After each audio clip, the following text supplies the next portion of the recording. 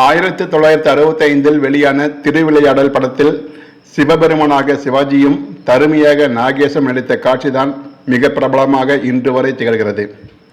அதில் நக்கீரரும் சிவனும் உரையாடும் வசனங்கள் மிகவும் பிரபலம். ஆனால் அதற்கு 10 ஆண்டுகளுக்கு முன்பே 1956 வெளியான நான் பெற்ற செல்வம் என்ற படத்தில் அதே காட்சியும் கிட்டத்தட்ட அதே மாதிரியான வசனங்களும் கொண்ட ஓரங்க நாடகமாக ஒரு காட்சி அப்படத்தில் வைக்கப்பட்டிருந்தது.